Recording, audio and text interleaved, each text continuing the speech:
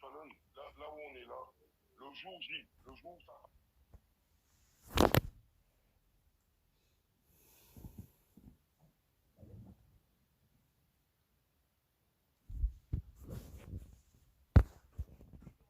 Je lui ai demandé, j'ai vu une demoiselle, mais bizarrement, j'étais contente pour lui, j'étais pas jalouse, pas du tout.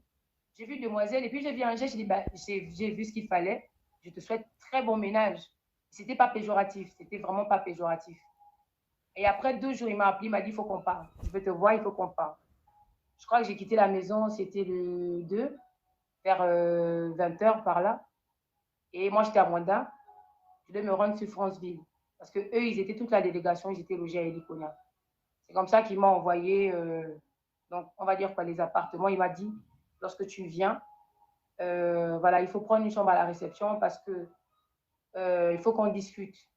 Pour moi, je me suis dit, on va discuter au resto. En même temps, il a plu. Et il y avait le confinement jusqu'à 21 h. Je dis, ah là, je ne vais pas rentrer parce que moi, je venais pour faire un aller-retour. Je ne venais pas pour faire quoi que ce soit. Je venais juste parce qu'il fallait qu'on discute en fait. Et vu la pluie, la tempête, la pluie qu'il y avait, donc moi, je suis restée, j'étais assise, il est venu. Il est entré, il était assis loin de moi. Et on a commencé à discuter. On a parlé de tout et rien, on discutait. Et il m'a dit, tu sais, j'ai quelqu'un dans ma vie. J'ai dit, ah bon, c'est qui? Il m'a dit, non, j'ai une personne dans ma vie, elle est en France. J'ai dit, ah bon? J'étais au fond un peu déçue. Ça m'a quand même fait mal, hein. Ça m'a fait mal quand même. Bon, après, il a dit, j'ai pleuré, c'est faux, j'ai pas pleuré. Et après, bon, il essayait un peu de me parler d'elle. Après, on rigolait un peu, et puis voilà. J'étais assis sur le lit, il est venu me rejoindre sur le lit. On était assis. Et tout d'un coup, il a commencé ce qu'il a commencé. Je lui ai dit, ne fais pas ça, ne fais pas ça, ne fais pas ça. Je répète que je ne suis pas une petite fille. Et après, je me suis laissée aller comme une grande fille. Et puis voilà, ce qui est arrivé est arrivé. Et je n'ai pas peur de le dire. On ne m'a pas violée, non, pas du tout. Je suis une grande fille. Ce qui est arrivé devait arriver. Et je pense qu'après, je crois qu'il a demandé, il a prié pour moi. Il a demandé à ce que je prie pour lui. Parce qu'il m'a dit ceci, tu es la seule personne, si tu pries pour moi, ça va marcher. Je ne sais pas pourquoi, je ne sais pas ce que ça signifiait. Et j'ai prié pour lui.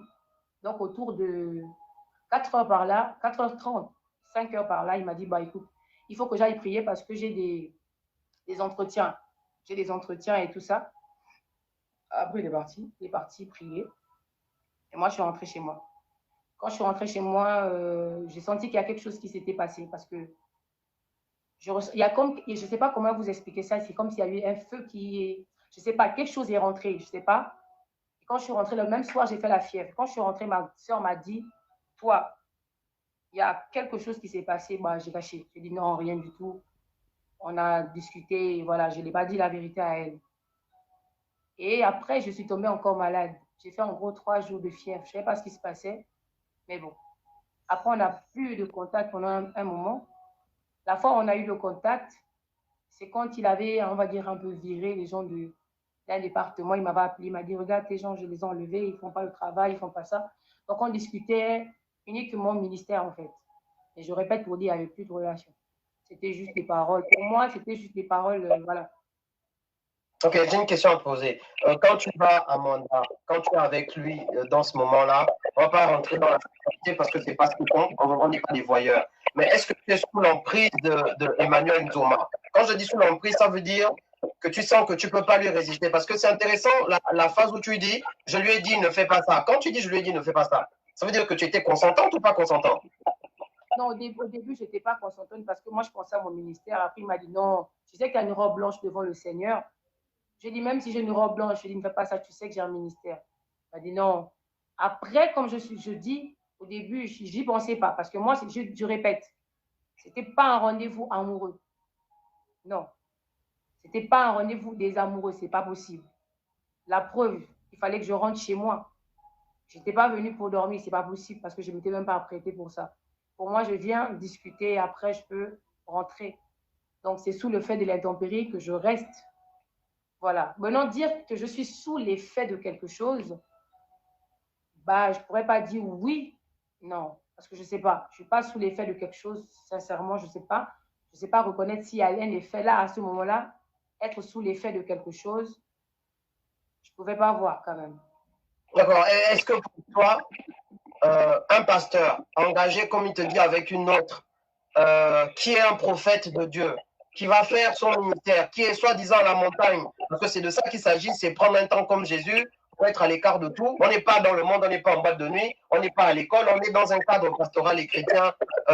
Et il couche avec une servante de Dieu dans une relation de fornication, certainement sans préservatif, puisque tu n'étais pas venu pour ça. Est-ce que c'est normal, quand tu y réfléchissais à cette époque, est-ce que c'était normal pour toi, est-ce que c'était normal pour lui? Alors, c'est pas normal ni pour lui, ni pour moi. D'où le fait qu'au début, je disais non, mais c'est pas normal ni pour lui, ni pour moi, parce que ça dépend vraiment de notre appel et autres. Mais je vais ajouter quelque chose que les gens ne savaient pas. Quand je dis je n'étais pas venue pour ça, pas du tout. Et il le sait. Je n'étais pas venue pour ça. Et je ne voulais pas le faire, il le sait. Mais comme je dis, je suis honnête, hein, je veux dire la vérité, on se plaisait bien. Et ce qui est arrivé, mais je te dis, Stéphane, c'est pas normal. Ni pour lui, ni pour moi, ce n'est pas normal. D'accord, ok. Donc là, depuis